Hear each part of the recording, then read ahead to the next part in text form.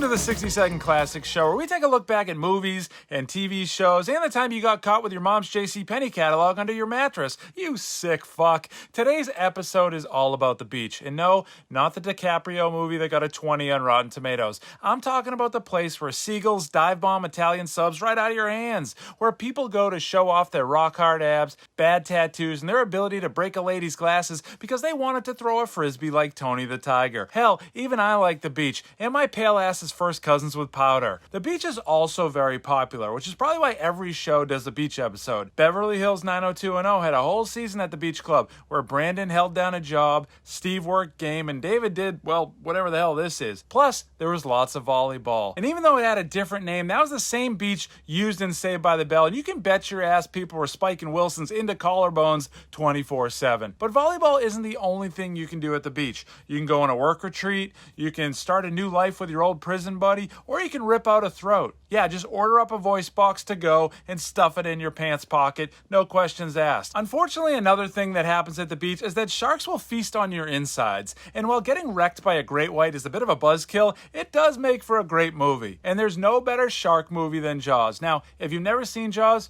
well, you should go watch it, but I've done something good for you. I chugged a bunch of beers, and I broke out my best masshole accent, and I recapped the movie in 60 seconds. Enjoy. A big-ass shark keeps eating people until a dude with a bunch of DUIs is like, fuck it, I'll kill it. But a couple of fishermen are like, actually, buddy, we already caught it. We'll just cut open its stomach and show you the mangled child firsthand, and then everybody can go back to shooting bottle rockets at each other's faces like a normal Massachusetts 4th of July. But nope, the shark throws the old 12-6 curveball, and everyone's knees buckle like the first time you accidentally saw your dad's dick at a YMCA locker room. So they go back to the drunk guy, and they're like, hey, I know you're not allowed within 500 feet of children, so let's just go out to the ocean where you can be free. He's like, fuck it, I'll do this shit, but my boat, my rules. So they go into the ocean, and they start comparing shark bites, all while the police chief is deep in thought, looking like he's in a Paul Mitchell shampoo commercial. The shark is all jacked up and starts going hard like Shaq in the paint, and old Johnny Walker's hanging out for dear life like Jeff Van Gundy at MSG. Finally, the chief realizes he's the last one standing and starts firing rounds at the shark, who at this point is eating an oxygen tank like the cocky fuckstick he's become. The shark breaks off into 400 pieces, and then the nerd pops up like Kick the Can just ended, and he's like, oh, did I miss anything? I was just looking at some coral.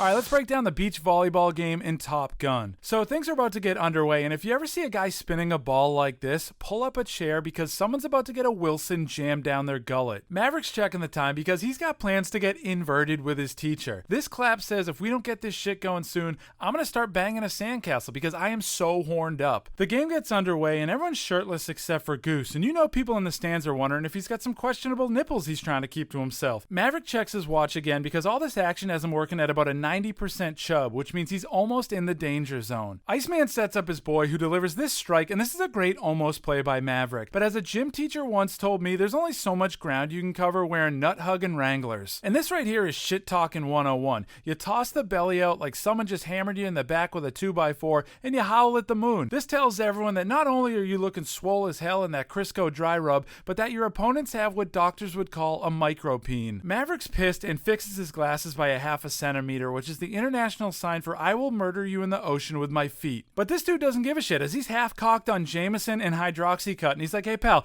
I got an autographed VHS of Pumping Iron. You really want to try me? Great teamwork all around by the good guys here, and this is a cool ass hand slap. It says we're confident yet chill. We can party, but if we're looking for a loan for our small business, you can count on us to pay it back in a timely fashion. Another spike from Maverick, and this is how your older brother grabs you in front of your parents, and he's like, nah, we're just having some fun, but then he whispers if you ever touch his CDs again, he'll shot put your heart into the neighbor's bushes. Goose may or may not be finishing up a little key bump express right here when Maverick is like, dude, I'm out of here, it's time for my date. Goose tries to get him to stay, but Maverick's like, pal, I'm leaking so much special sauce, my jeans are stuck to my thighs. I gotta eject before I ejack. And you know what? God bless. What a game. Go have fun, kid. Now, you can have the best script in the world, but if you don't get asses in the seats, your movie's a failure, and you're getting launched into the Hollywood sign, and guess what? Now you're doing card tricks at kids' birthday parties again. I thought I was over that life. You're not. Your movie fucking failed, which is why it's important to have a great movie poster. I'm going to go through and rate some of the top promo posters on these summer blockbusters. First one that's up, A Swingin' Summer. Now, if you look at this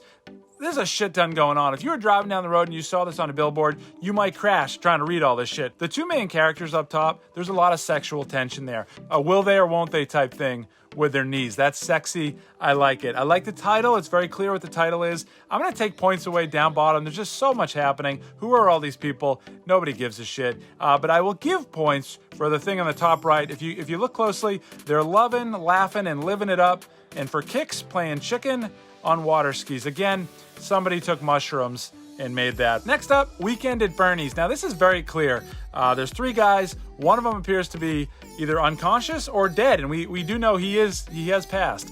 Weekend at Bernie's is very clean type right across the pool float, and the guy on the right is kind of like, can you believe this fucking guy? Like, he's dead, we're having fun. And the guy on the left's like, he's dead? What should we do? This is not fun. Kind of a lot of hijinks there. So that's good. I'll give that 10 out of 10. Castaway. Now this movie piques my attention from this poster because Tom Hanks looks like he's seeing some shit. He's realizing that he's in a situation where he's got to drink his own piss, that he's going to have to maybe eat another human being or a bear. Like, what's he got to do? He's realizing, he's like, I wasn't cut out for this life, but now I have to live it. Castaway. 10 out of 10. Now this poster has Blake Lively, and she looks like she's kind of looking over her shoulder, and you see on the bottom half there's a shark, and she's in the shallows, and there's a shark, and she doesn't seem like she knows the shark's there, so maybe that's what the movie's about. She's like, I'm going to the shallows, and they're like, okay, there's no sharks there, have fun. And lastly, Jaws the Revenge. Now, if you look at this poster, there is a giant shark. And the shark is also doing that thing where he's the A in the word Jaws. You know, that's kind of cool, I guess. And then if you see, it says, this time it's personal. So that's a little unclear to me. If I'm looking at this and I just see the poster, personal to who? Like, is the shark trying to get revenge? Is it the lady with the spear trying to get revenge? Is it someone, like, who we don't see throwing up off the boat? And they're like, dude, I want revenge. It's like, whose revenge is it? Maybe it would make it more clear if the shark had like a gun or something. I don't know. I'm not like an ideas guy. So that's it. I'll give it a 7 out of 10. Whatever. Fuck it. Next segment. And now the time Batman made a shark explode. In the 1966 film Batman the Movie, the boys are attempting a rescue mission aboard a yacht when Robin misses the drop zone by 3 football fields. Robin looks like he's trying to push out a Doogie Howser from his backside, which causes him to lower his pal into the ocean like a bag of chamomile tea into a mug that says live, laugh, love. When he pulls him up, there's a large and somewhat angry shark eating Batman's leg, and Robin's like, hey chief, you got a bit of a snapper on your kneecap. Batman, being the president of the no fucking around crew, starts wailing on this piece of shit with a series of pool noodle punches. He then shows off some incredible grip strength and starts going head body, head body. He yells up to Robin to quit daydreaming about one-piece bathing suits and pass down the bat repellent spray. But Robin isn't quite showing the urgency you want when there's a great white doing pull-ups on your tibia. Finally, Robin unrolls his body like a fruit by the foot and hands Batman the spray, who empties that shit into old Sharky's eyes, causing him to turn into the always deadly fish bomb. And that was the time Batman made a shark explode. My name is Jack Devins, and I direct running sequences in Hollywood films. You may recognize my work in Ferris Bueller's Day Off, Forrest Gump, Vanilla Sky, and hundreds of other movies.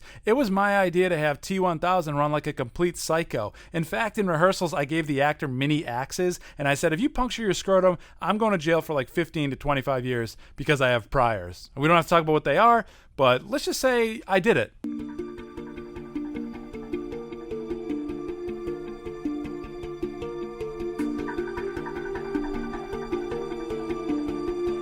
To start off the montage, I had to have Rocky coming in looking kind of tight and nervous, so we put a towel around his neck to replicate someone about to take the stand in a hit-and-run trial. A great running scene is all about setting expectations, so I knew I had to have Rocky getting smoked a few times. I told Sly, I said, pump your arms real fast, but pretend like the hamburger helper hand is in front of you sitting on your chest. He looked at me like I was crazy, but intuitively he knew what I meant. That creepy-ass meat hand is heavy as hell. Now, I had a little bit of a fight with the DP here because I had him roll for about 45 minutes just on the thighs. And he was like, I think we got it. And I remember saying, I think I'm going to knock all your teeth out with my unusually sharp elbows if you don't keep shooting those shiny ass legs. Now, the trick with thighs is you want them to glisten but not look too wet. Now, I like to use something natural. Some people call it seal's piss.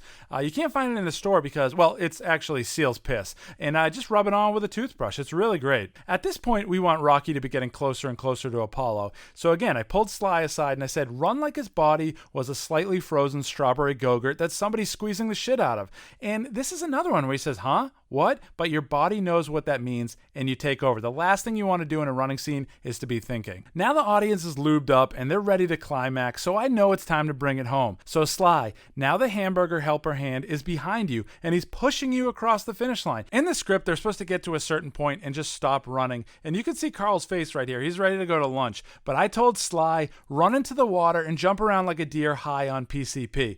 Now Carl, of course, sees this, and he's a great actor. He commits, and he wants to get involved. So he jumps in there, and bam, this is just two guys forgetting that they're acting and creating some beautiful movie magic. I think even at one point I yelled, "You won't kiss!" But that was just us having fun. Top-notch performance by the guys, but really, if you think about it, top-notch performance by me. And that's it for the beach episode here at the 60-Second Classic Show. I hope you enjoyed it, and I hope it gave you some inspiration to pop your shirt off, rub some butter on your chest, and challenge someone in the parking lot to a volleyball game. Because if you ain't spiking, you ain't living. I just made that up, and it fucking sucks, man. I took improv classes, too. What the fuck? Let's end this shit.